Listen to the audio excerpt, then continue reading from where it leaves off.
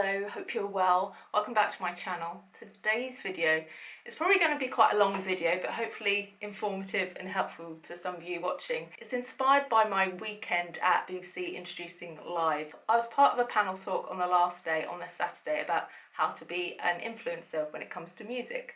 A 3-day event, and there were talks, workshops, products you could try out, interviews going on the whole time, covering all manner of aspects of the music industry, behind the scenes stuff, more admin based stuff, and more creative stuff. So whatever kind of role or interest you have in the music industry, there would have been multiple points of interest for you, whether it have been a panel talk, or being able to just network with people that might be able to help you, give you advice, and encouragement. And it just had such an amazing vibe and feel to it. It felt very supportive. I felt like the industry was being given a big cuddle. It felt nurturing. And I think a lot of people will have left feeling very inspired, very hungry, very driven, and just full of new things to try to help them propel themselves in whatever career that they're looking to succeed in. So we need more of this. This was just such a good thing for the music industry, and thanks to the whole team that will have worked so hard to put this event on. I can't imagine the logistics of doing such a massive event with so many things going on, but it was a triumph, and yeah, so pleased to have been part of it despite feeling sick with nerves for about 3 months ahead of the panel talk, but we got through it. So the panel talk. So today I thought I would go through some of the topics that we discussed in the panel talk. So these will appeal to people wanting to be music influencers, but a lot of them will be useful for just people that want to be influencers in general, whatever theme they want to cover. But it's also hopefully going to be useful for brands and artists who are thinking about using their marketing budget to perhaps work with influencers rather than some of the other marketing and promotional tools they might have used before. So on my panel, which was hosted by Sarah Gosling from BBC Introducing, we had Zoe London, we had Amy Valentine, we had Louisa Christie, who are all bloggers who do stuff to do with festivals and cover lots of music events and wear merch and, you know, promote music in all sorts of ways. And also Millie Harding from RCA Records, who was talking about her role, which is working with influencers to promote her artists and their releases and gigs and things like that. But the interesting thing about Louisa is she knows both sides of the coin because she works as an influencer. We all hate that word, but we're going with that word today because that was the theme of the panel. She's a blogger, but she also works for Warner, working with influencers to promote Warner artists. So she was really interesting because she could see both sides of the process, I guess. Let's start with, so you want to be an influencer. What will that involve? How do you do that? Some of the things I'm going to say in this video will be things we covered in the day, but some of the things will be things that I wanted to talk about, but we only had an hour and there's just so much to talk about when it comes to this sort of stuff. So I'm often asked, what do you need?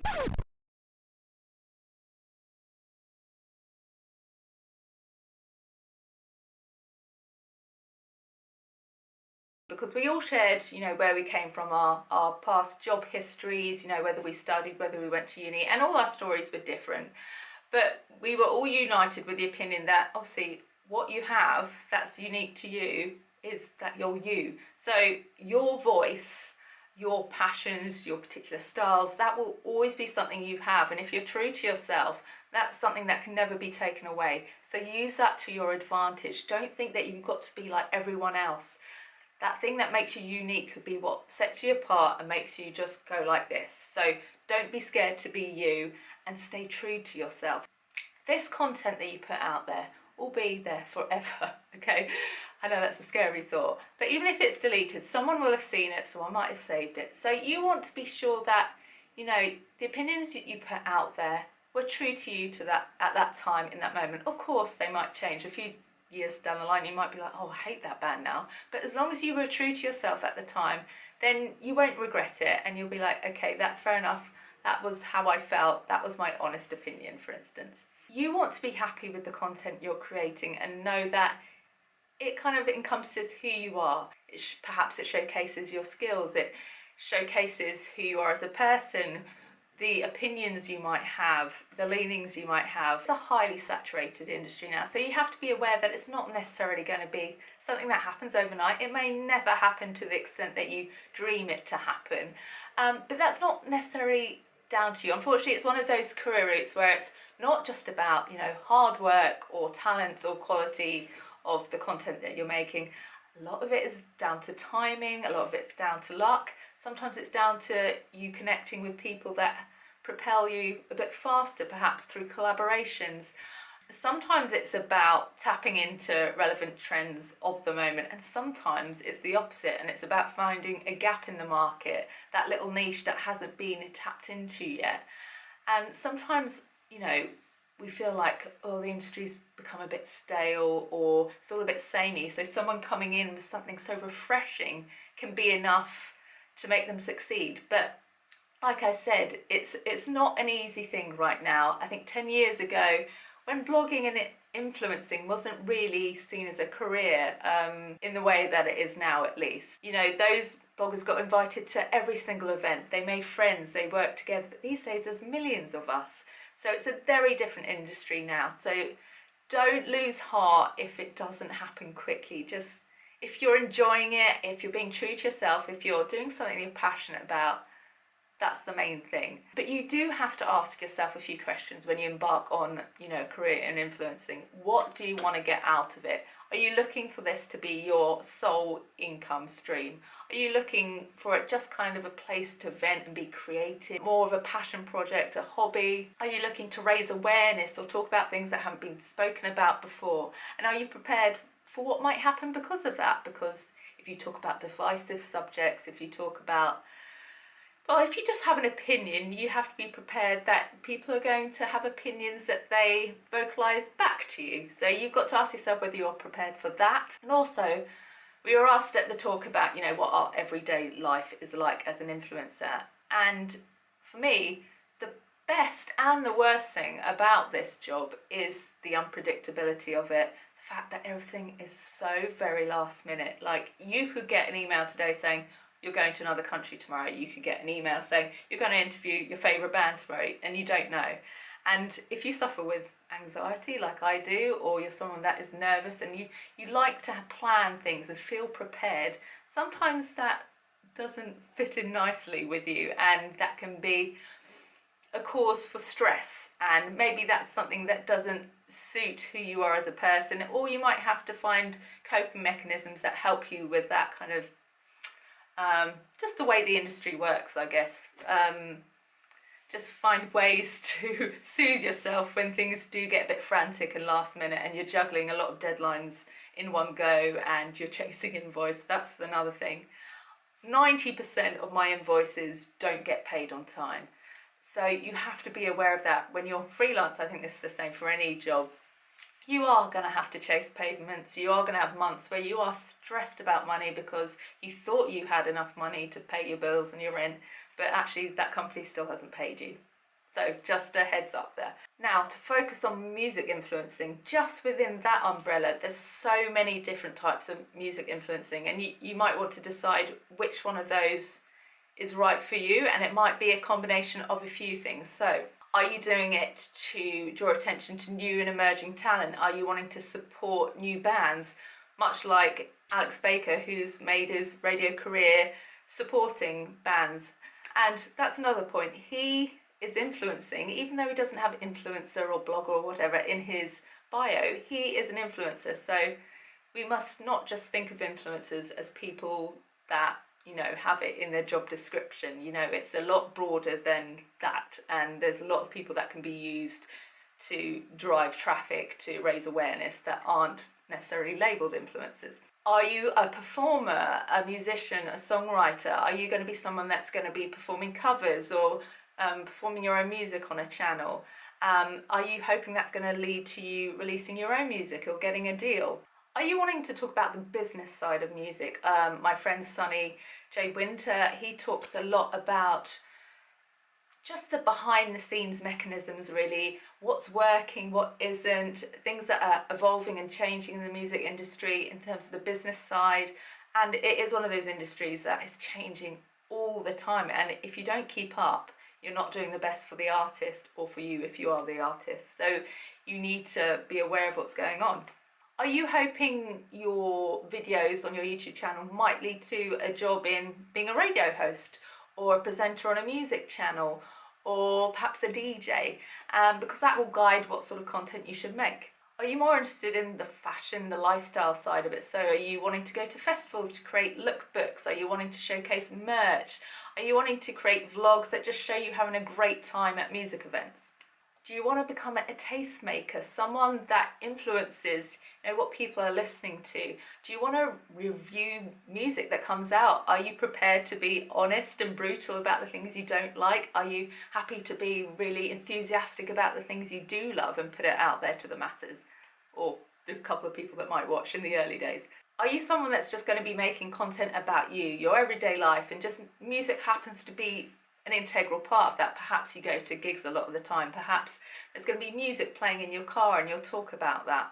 Depending which one of these you want to go into, that will kind of guide and dictate what content will help you get to that place or help you achieve what you want out of doing the content or having a channel. Also, I think influencers are often lumped into a box. I spoke to brands and they said, oh, we worked with an influencer and they were always late or they didn't give us the content. The influencer community is just like any other industry or community, but there's different personalities, different moral compasses, different strengths, different tones of voice, different style. There shouldn't be assumptions made that we all want the same thing out of our careers either. I know some people that really do enjoy the fame aspect that comes with it, whereas I've always said, actually, I'd never want to be one of the real big ones. Sure, I'd like a few more just to bring in a bit more stability to my financial life, but I don't want the fame side because I know that wouldn't suit me and who I am as a person, but other people really enjoy that side of things.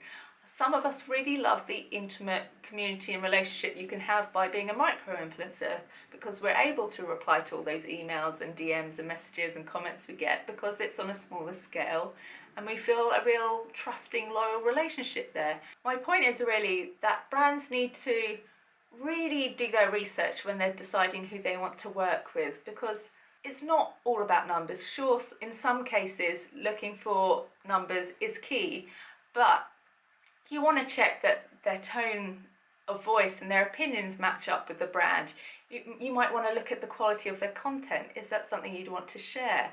Look at their audience. Is it the right demographic for what you're looking to push? There's so many things that affect what makes the right, collaboration. You want the perfect marriage between brand and influencer, and so you have to do your research and take time to make sure you're ticking as many boxes as possible, not just the numbers box. Like I said, you've got to decide whether you are looking to become a massive YouTuber or whether you want to stay kind of in the micro-influencer realm. You've got to ask yourself, what you're willing to do to get to where you want to be, what your moral compass is and what you would say yes to, what videos you think you should be making or that you wouldn't be happy to make. You need to set those kind of standards for yourself because we're all different.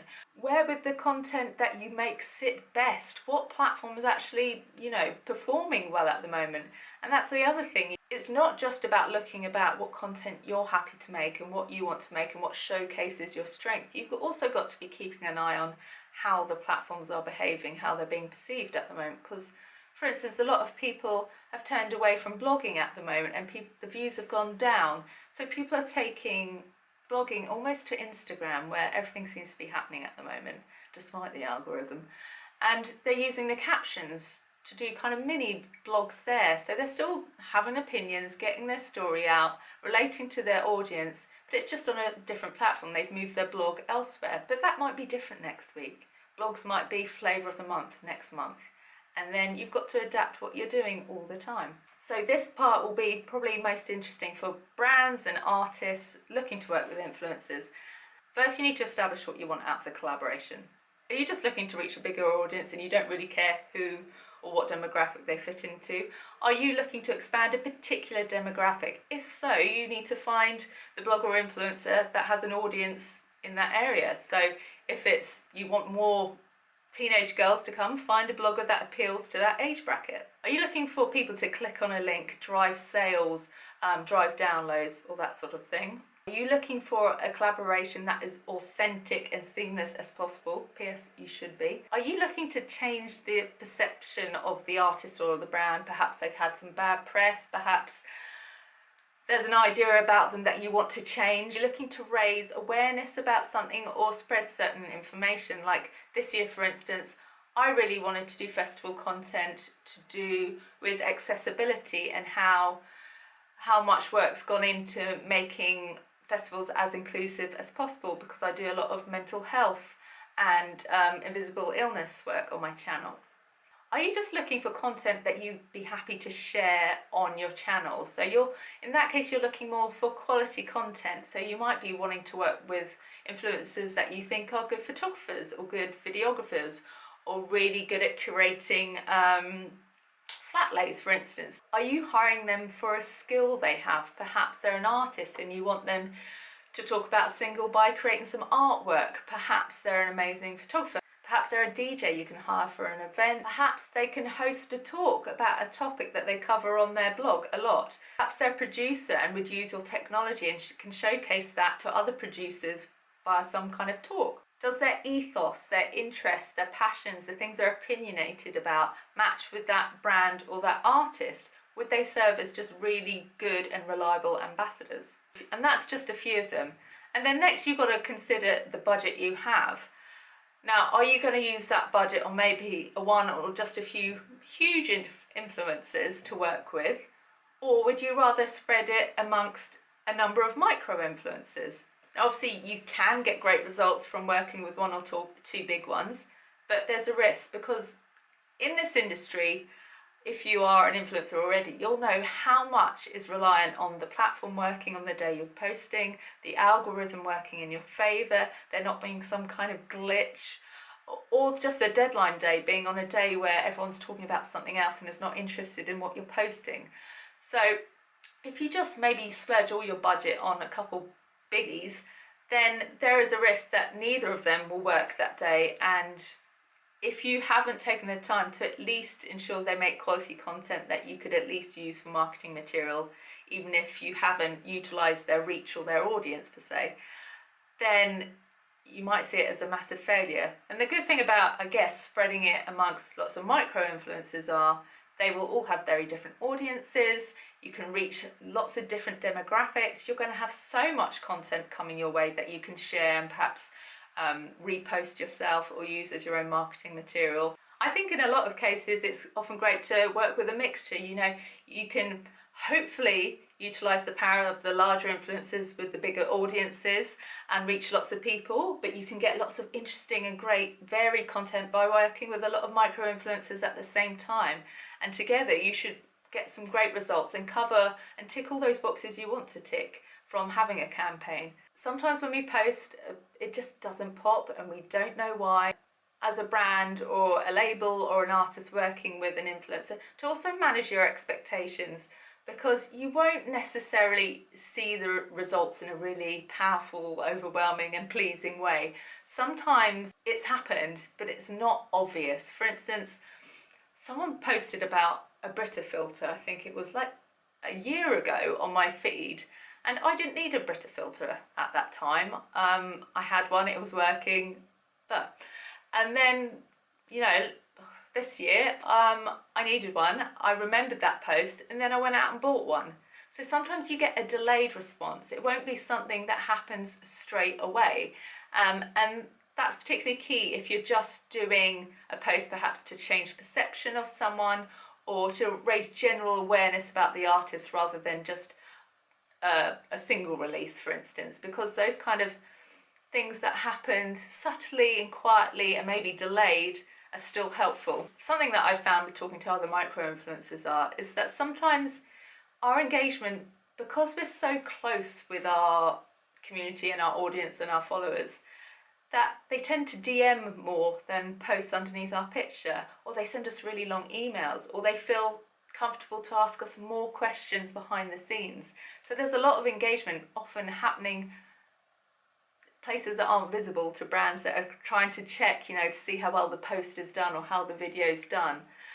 So just keep that in mind before you go, oh, that's been a waste of money or that's been a failure, because sometimes it's just not as visible, it's not as obvious, and sometimes it is just a little bit delayed. But a key to these collaborations working though is letting us help you.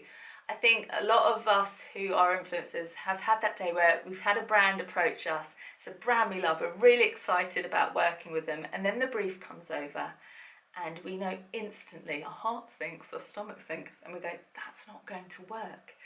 And you know, when a brand you love approaches you, you're hoping it's going to be a long-standing partnership, something that you can work together for years and continue to work together, and it's going to be a really great and rewarding relationship for both of you.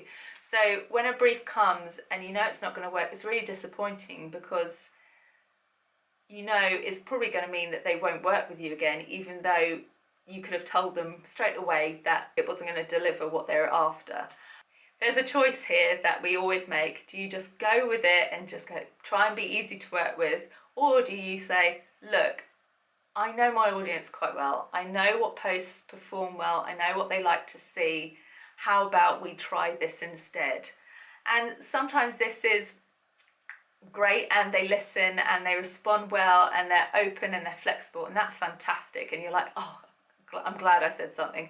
And other times they're quite resistant and it can get quite stressful and quite tense. But I think when it's your platform, it's very dear to you, and you don't want to put something out there that you're not happy with and that you know the brand's not going to be happy with. You want to be proud of everything you do. Like every career, you want to be proud of what you do. That's what makes a job fulfilling and rewarding for you. So I think it's worth digging in sometimes and standing your ground. Obviously always be polite and professional, but just say, look, I know that flat lays don't work well on my particular platform. Another thing, there will be platforms that do very well for that sort of content, but it's about knowing what's good on your platform. For instance, I find posts where I'm in tend to do better. So rather than just having a picture of a product, be in it, using the product, humanize it, show how I'd actually use it in my life. We also know what platforms are delivering results for us at that specific moment, and that's always changing. For instance, at the moment I'm choosing to put videos on Instagram rather than YouTube, and I'm getting much better results that way. So I think being flexible about what platform you allow the influencer to post on as well is important. Of course, if your campaign allows for that sort of flexibility. There's nothing worse than putting up an ad post and seeing it tank. Like, we hate that. It's very stressful, particularly when we know we've been paid to do this and there's people relying on us and we feel like we've let people down. So we're genuinely only doing this to help you. So yeah, just help us to help you, basically, is what I'm saying. And unfortunately, people do tend to instantly get a little turned off when they see that it's an ad. But at least if you've picked your influencer wisely and you know that they're a good match for, you know, the brand or the artist, that will diminish or at least reduce people's skepticism about it, or their want to nitpick, I guess, because at least they know that this kind of makes sense. This marriage between influencer and brand kind of sits right.